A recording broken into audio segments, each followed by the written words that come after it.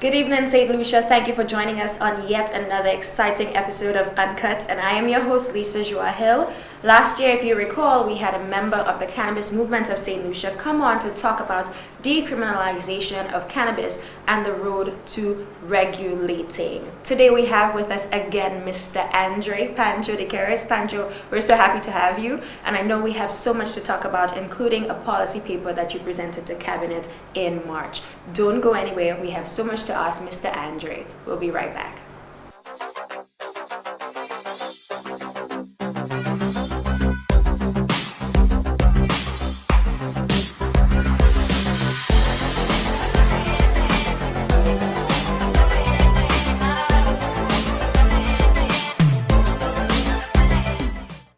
Welcome back. You're watching Uncut, and earlier on I introduced our guest, Mr. Pancho from the Cannabis Movement of Saint Lucia. So Pancho, before we dive into your policy paper, I know when you came onto the show in November, we spoke about a 6-month public awareness campaign with hopeful plans of decriminalizing by December, provided the Prime Minister made a statement to officially decriminalize cannabis, and so a 6-month plan where we would see July 2019, which is about a few months away, has been completely regulated. So tell our viewers, how has this public awareness campaign been going on, and do you think we are on the right path in terms of meeting your July deadline?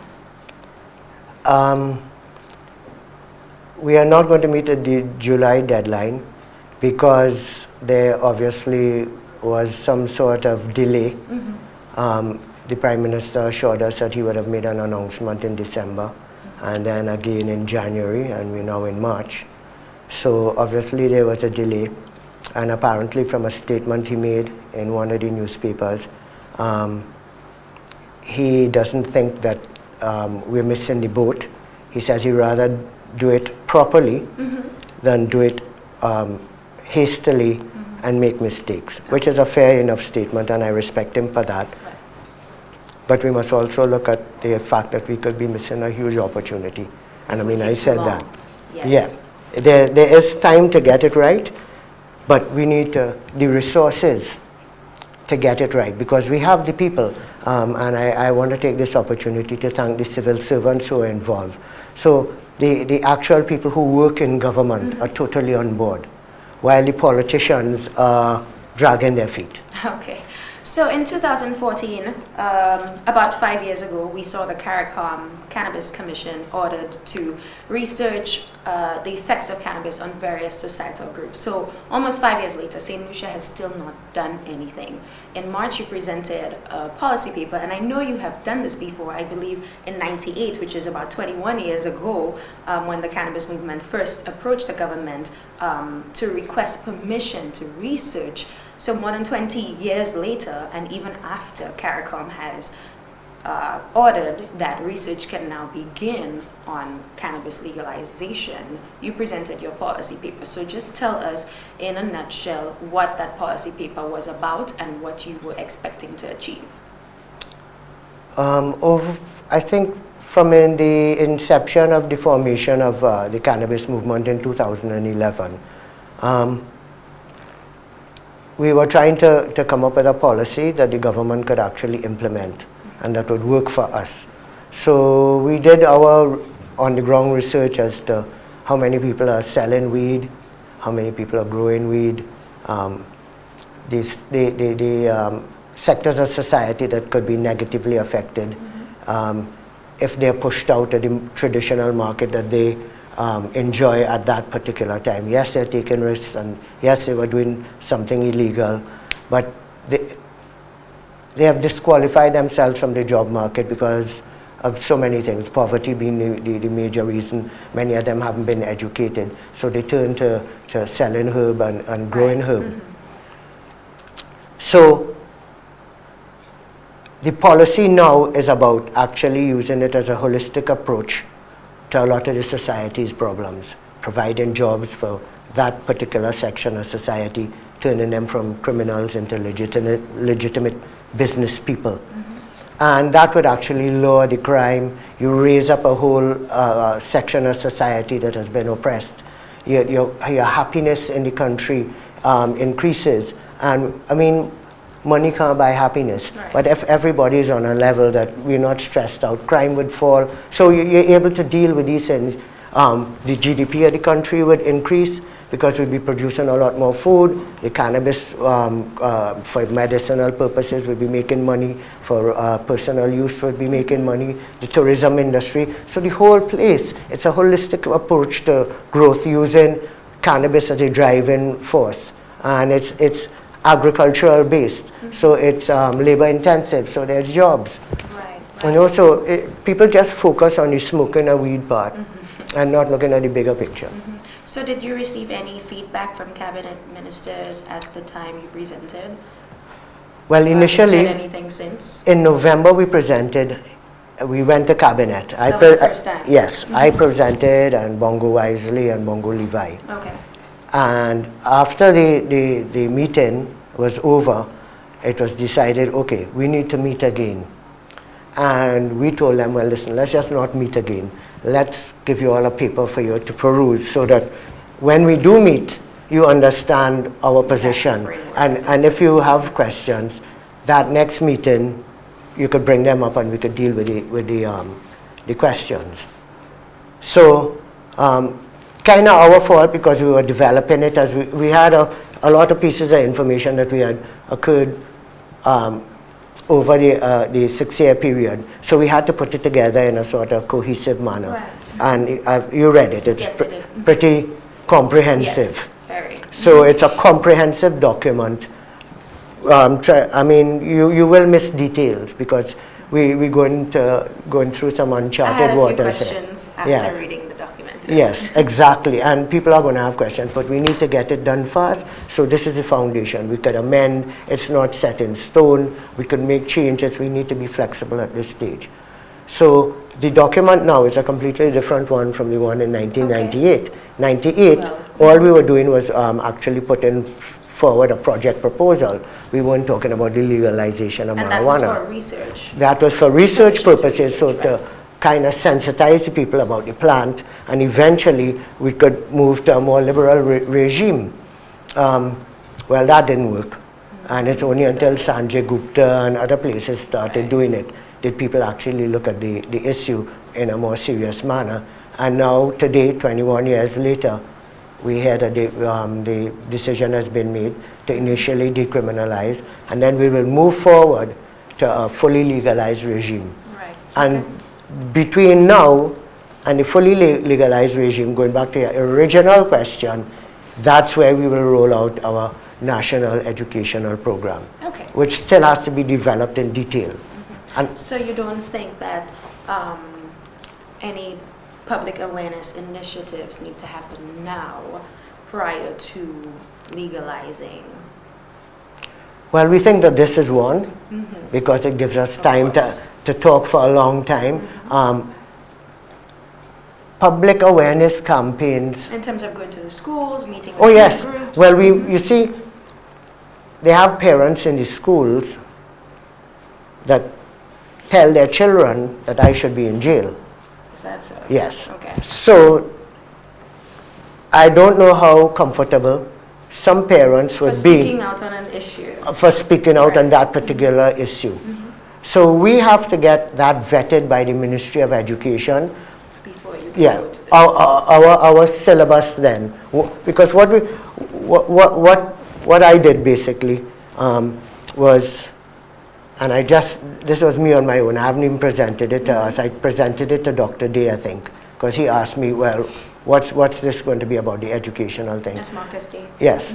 So I identified the target groups, the school children, the parents. We have to have community outreach and town hall meetings. So each one of these Church groups as educational, well? yes, we have stakeholder groups that we're going to be educating. And then we have to come up with the curriculum and what we're going to tell each group. Because we won't go, you as a parent, if I'm going to talk to you about how you deal with your kids smoking herb and, so that everything is cool, they have a wrong way to deal with it where you end up being enemies with your kids. And then they have a more civil way to deal with it. So you still get to love your kid and And even though you may not agree with what your kid is doing, you are in this sphere of influence. Well, you did have a cap age group starting at 18. Yes. Okay. But they have endless kids that Yes. smoking at 10 and 11 and 12. So this is a problem. And which would be illegal under the framework that you're presenting. yes, but I mean, you can't go and lock up the little kid, Right. So this the is why. parents should be held responsible. Yes. Well, all that has to be discussed in the regulations, how we're going to deal with it. I don't want to unilaterally say this or that because we must be flexible. We haven't heard everybody's comments, and I think we need to get consensus on the final regulations, and this is why we're going to do community outreach projects and stakeholder meetings, developing. But initially, the Prime Minister will have to come out and say, okay, the government has decided that we are going to decriminalize. It's a campaign promise that we are honoring. We apologize for taking 3 years to implement it, but we were for whatever reason. Right. And this is what we are going to accept. We don't want any public smoking. We are going to be developing smoking areas. Until that time, public smoking must disappear. So even with the short-term decriminalization plan that you have, yes. public smoking will not be allowed. Yeah, I know it will never be allowed. Up in our last interview. Yeah, Okay. it would not be allowed. Okay. And then we have to roll out the etiquette, what to do, just the whole gamut of education, and roll it out in a way that, everybody is on board, everybody realizes, okay, you may not like it, but at least we are taking note of the concerns. COPD, it's a big concern. So we're rolling out an educational module on COPD to discourage people from mixing tobacco with their ganja when they're smoking it, because it's a real problem, and it's not being publicized. Right. You hear it there, hear it here and there, but it needs to be hammered in. We need to go out to the ghetto youth and youth communities and sit down and speak with them and burn with them and talk to them and encourage. You will never, you will influence some, because I've been doing that for years, and others stop and start and stop and start, and one or two stop completely. Okay, So that I can see will require a lot of collaboration with various ministries of health and Exactly. clearly the Ministry of Education, because you would need to educate those young people before they get to the age of 18 on what to expect and what the benefits and disadvantages of using the drug will be. Okay, so when we come back, we're going to take a short break, and then we're going to dive into your policy paper. cool.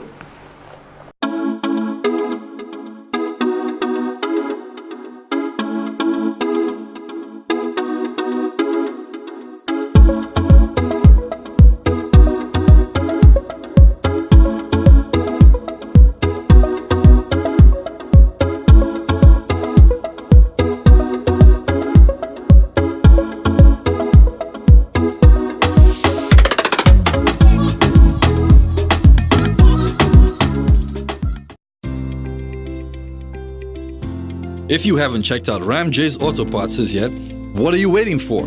We stock a wide assortment of older and newer model popular car and SUV parts.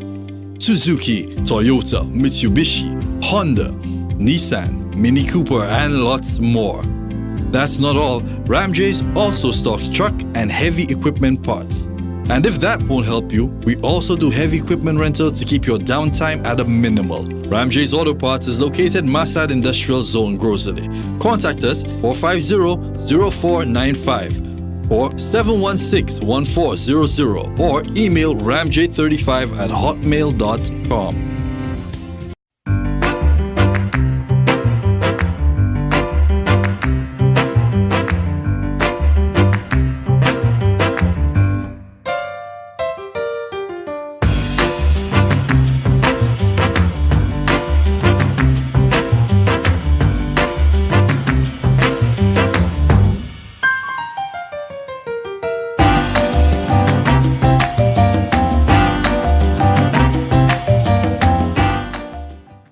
Thank you for staying with us. We're talking about legalizing cannabis in Saint Lucia with our special guest, Mr. Pancho, who is the chairman of the cannabis movement in Saint Lucia.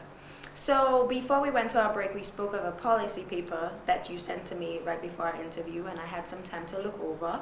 and I saw some areas of priorities that the cannabis movement, want to focus on. Can you tell our viewers what those priority areas are? Well, I think the choreography involved in the rollout is extremely important. We looked at Colorado, California, everybody how they rolled out, Canada. Ontario made a mess of it. Jamaica is still struggling with what they have decided. People are upset, they're marching in St. Vincent. Antigua did it a kind of weird way. St. Kitts they didn't even consider personal use and sacramental use. So I don't know what's up with those dudes. You know? Yeah. So, and we were talking about this years before. So the Ionola Council for the Advancement of Rastafari was deeply involved in the decision-making process and how we actually deliver this, because the Rastafari community is a community who's been begging for it outwardly and show their support for the herb. You see a Rasta man, you know he's smoking weed, so you know he's an outlaw. So they were very instrumental in developing the policy, and that is how the whole cooperative idea came up, because we want to make sure that the sections of society that were oppressed and discriminated and brutalized during the prohibition period, these are the ones that are rightfully entitled to the monetary benefits when the regime changes. So we want to ensure that this happens. And the policy paper, that is enshrined in the policy paper, while the other guys is more politically motivated and monetary motivated, while this is people motivated and more ethics and values motivated, because we are looking at it as an alleviation of poverty project, using cannabis as a catalyst to raise people out of poverty, as opposed to they just looking at making money out of medical ganja. Right. I saw you had some steps that you want to accomplish before you recommend that the cannabis law be reformed. What are those areas? Because I know legalizing is one. I know you want to make adjustments to the misuse of drug Right. act, and you want to take out cannabis from a class A Right. to a class C, which we spoke of last time. But Right. you want to do all of this because you believe we can accomplish those things in a shorter space of time before we can have a completed cannabis law drafted. Correct. You got very impressive. Very impressive. Well, my question really is that is something I know we, to an extent, disagreed on the last time, because I spoke of the importance of having the law, which I believe should be number one, and everything falls under that. We're aiming to decriminalize. We want to change the acts. We want to, the classes, and we want to do the law reform at the end. Don't you think that is going to pose a problem? Don't you think that at some point when you get those initial priority items off the checklist, that the law would need to have come in there at the same time? Do you want to have those things happen first, then the law? Is there a commission that's going to work on the law at the same time while these things happening? Just want to get some clarity here. Okay. That's really a great question. First of all, I think what needs to happen is that the Prime Minister needs to make a public address to the nation, a national address, and in that address he would outline what decriminalization means for us. And he would, we hope that he would do certain things like put a moratorium on incarceration. So no matter what ganja crime they hold you in the middle of a field with 10,000 plants, you may get arrested, treated decently, and you'll get a court date. And if they fine you money, so it's a fine charge, you're not going to confine you for So that. ticketable offenses. Yes. Right. So it will never be a jail again. So that's the first thing that Unless you're really pushing it. Yeah. And what is pushing it? Well, if you're found in possession with in excess of what is required You on could, several if occasions. If he had 2,000 pounds of it, you arrest him, you weigh the herb, and you charge him by the pound. But you don't. He hasn't done anybody anything. Every time you arrest him, You that's take his huge. money. You It take takes his money.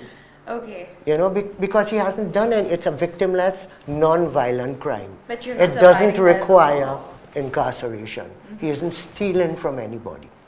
He's not, making somebody's I life a understand. horror.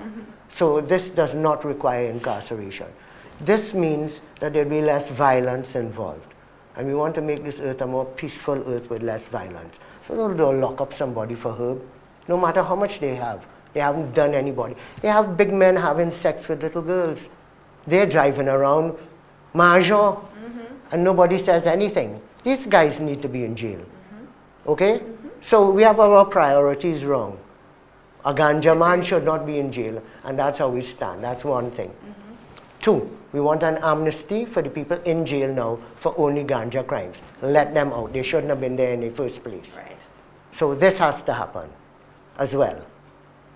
Three, we want an apology. Just say, hey, we're sorry, this was a dumb idea, and all those who were discriminated against, this was a real stain on our history, blah, blah, blah, however you want it. But an apology is due.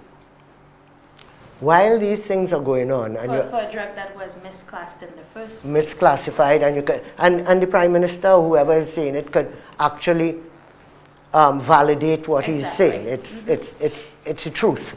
So all he needs to do is tell the truth, because it was misrepresented in the first place.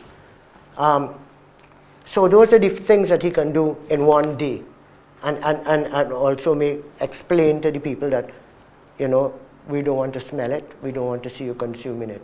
There will be areas that we will tell you where. But between then and when we say where the areas are, there's a space of negotiation and consultancy that we have to go to say, okay, we decide on the beach, on the south side of the beach, you could burn. Don't come around with Designated smoking areas. like for instance, I'll be more specific. Rodney Bay, The beach, stretch, right, Radway Beach. The southern side could be, we tolerate smoking down there. Don't walk up and down the beach smoking weed. You'll be taken off the beach. So that's an easy one to implement. Everybody will know and just go down in the bottom there where the trees are and burn their herb if they want to. And when they want to go into the sea, they just go up there. They don't have to burn their herb next to anybody. It's basic common manners. It's about etiquette, So you need to teach people etiquette who haven't been taught this kind of thing. So there's a way to consume that you're not harassing somebody else with your smoke. And all of this would be part of your All of this will be plan. coming out, and we'll have public service announcements and little kind of acts showing people doing this stupid thing and saying you're a stupid person for what you're doing, so that people could Right, in actually other see words. it. Yeah, we have plans to do all this and develop all this curriculum that we would put in schools and try and get public, so everybody is comfortable with what is going on. Because that's the major thing. We don't want to step on people's toes, but we don't want to be having this draconian law that's doing that. So while we're doing all of these things, and the government is working on the new Cannabis Act, initially so that the investors could start up as soon as possible, what can be done in that same day is that you make a proclamation and you take you reclassify it, remove it from the Section 2 Class A, put it to the C. You remove I hemp. know the UK has it in Class B already. Well, exactly, and we're still there, and we knew that we needed to do that 20 years ago. You remove hemp from it, so once you remove hemp, the investors could come in one time Do what they need to because they're making the oil from hemp, they're not making it from high grade. So that's an amazing thing to do one time. So within a week, if the government was tenacious enough, they could do all those things in 1 week. Is that so? So drawing back to your second point of the young men or women who have been incarcerated. So according to the Statistics Office, in 2007, we had about 400, a little over 400 identified offenses. In 2008, which is the most recent statistic, we had a little over 300.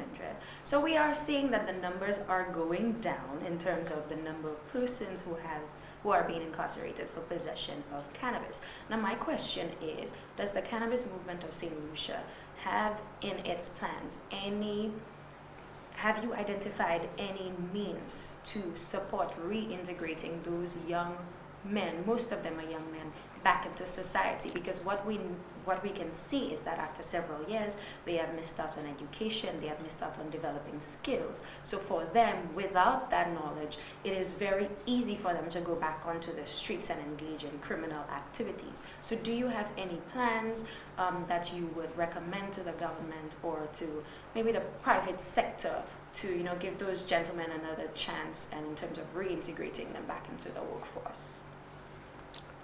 You see, unfortunately, a lot of them have disqualified themselves through no fault of their own. Poverty, not being able to finish school, single parent home, no male role model, and they just gone astray, smoking weed, talking crap on the block, having no desire, not seeing any future. You see, I think some of the most dangerous individuals in the country are between the ages of 15 and 25, Yes. you know, because they see no future.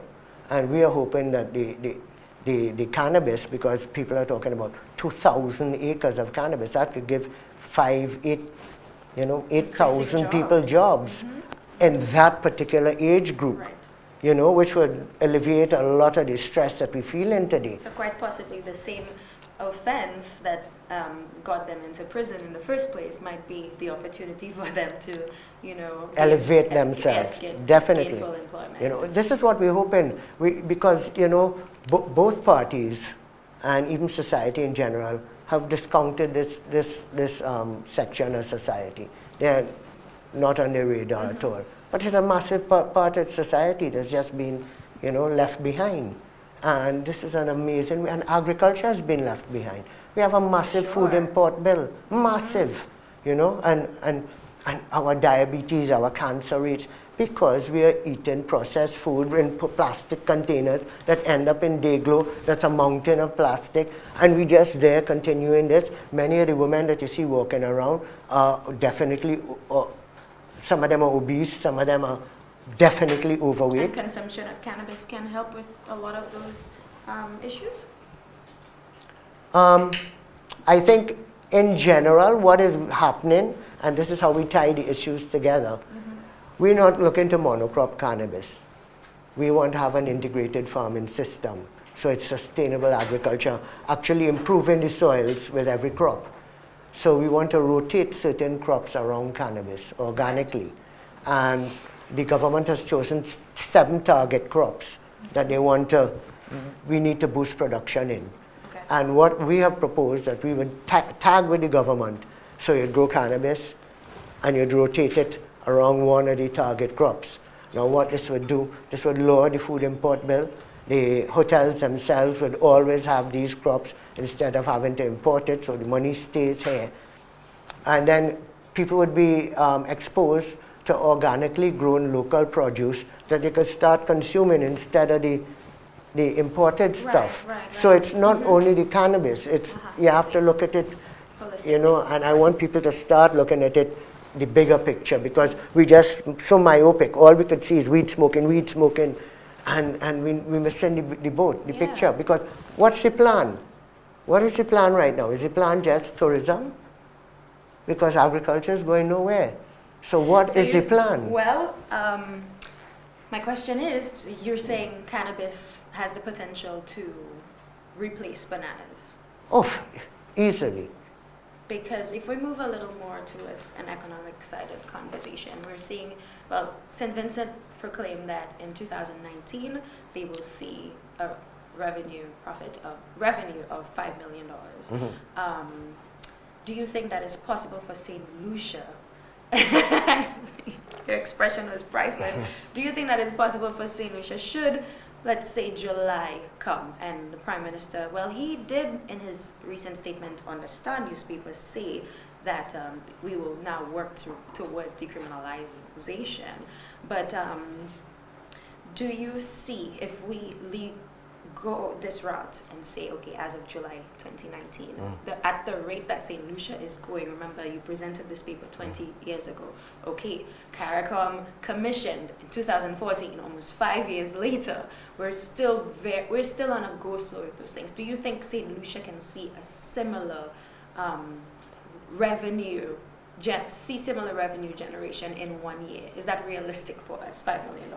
5 million? Yeah. That's chump change.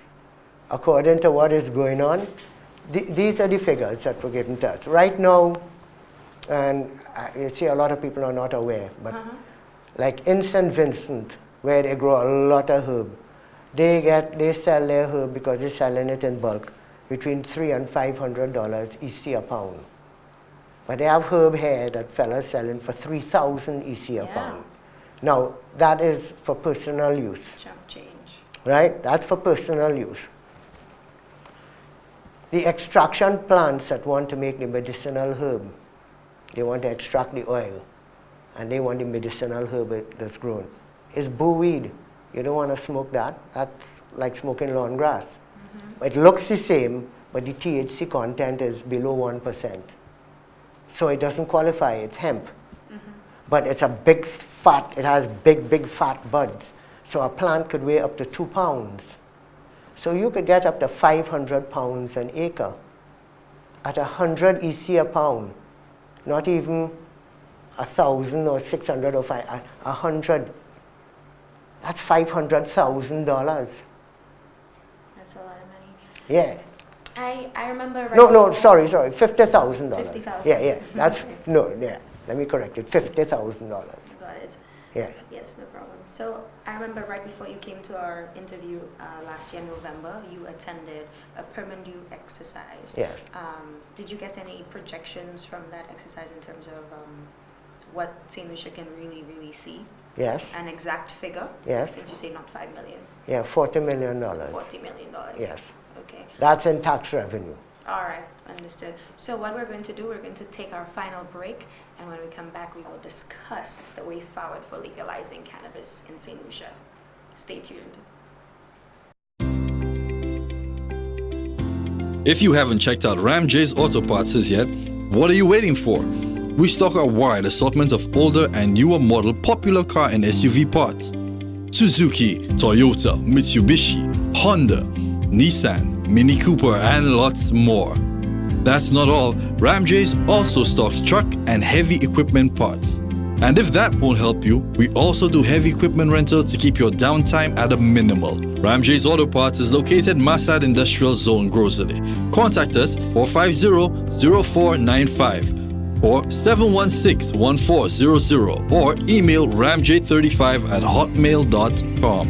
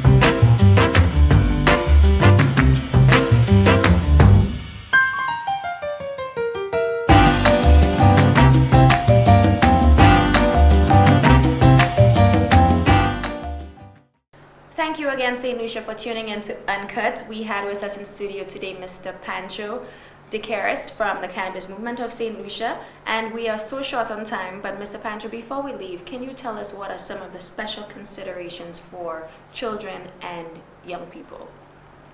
Well, from our experience and the research that we've done, the best that you could do is be truthful and educate your kids. Also, too, what we've learned is that education really helps, and we had a stark example of it. We had 3 secondary school principals come to us because they're concerned that kids 11, 12 are bringing herb to school and smoking herb, and it's a real problem. So they came, and one of the revelations was that Rasta kids and kids with Rasta parents were not the problem with the ganja in school. And that's just a typical example to show you that in a house where it is people are educated about it. They know that the herb is there. They know when to use it. These kids actually go to school to learn. While in probably households that it's a little more conservative and it's looked down upon, the kids actually go out and hide and lie to their parents and stuff. So I guess parents going to have to learn how to deal with kids when they find out they're smoking, and so part of the education is actually dealing with parents who come forward and say, hey, look, I have a problem with my kid. But then the other part of it is that we're going to go into schools, and we have prevention and harm reduction strategies that we're going to have to roll out. Okay. That's the ethical thing to do. Because you're smoking, you're bringing smoke in your lungs, they're vulnerable groups, and if we're going to do this properly, these things must be considered, and we want to be viewed as a responsible organization. Right. But locking people up in jail for a bag of weed is really not on. Because as much as we are concerned about the economic benefits to legalizing, we have to consider those special groups and ensure that there are measures in place that can protect them. Definitely. So are there any other stakeholder groups that you are yet to interact with?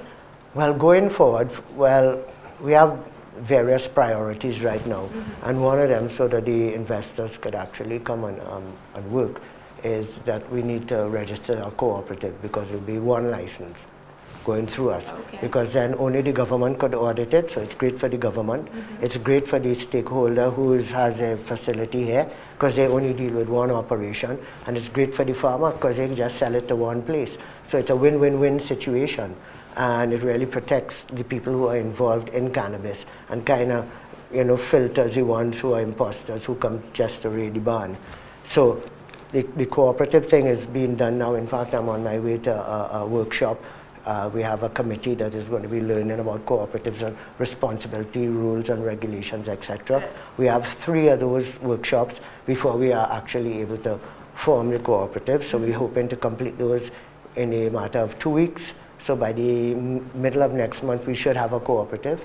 And so that's in place. While we're doing that, then we have to work with the government now to actually roll out the other part of it, which is developing the regulations. So these are the next steps? These are kind of all the next steps. So we have a lot of next steps to happen. Okay, that would have been my last question, because you have presented to them, and how much time do you need, or how much time do you think it's going to take for them to come back to you and say, okay, yes, you have officially from us, the cannabis is now decriminalized? Well, the Prime Minister has to tell that to the whole country, not us, because everybody has to know at the same time. So that has to be done. I don't know when he's going to do it. That's up to him. Yeah. Okay. But can I just use this opportunity to know that, to let people know that the 20th of April is going to be our 6th annual Cannabis 420, and it's going to be that's 6 years running. I mean, none of the other Caribbean islands even have something like that. This is 6 years, so it's really good. And we're not going to call it a march anymore, so it's a 420 parade. Okay.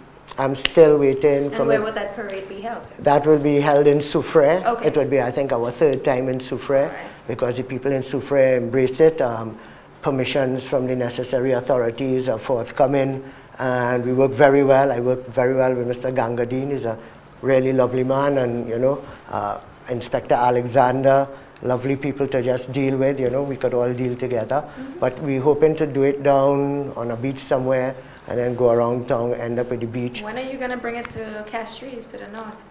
I don't know if Castries people would, our first one was in the north, and it wasn't well supported at all.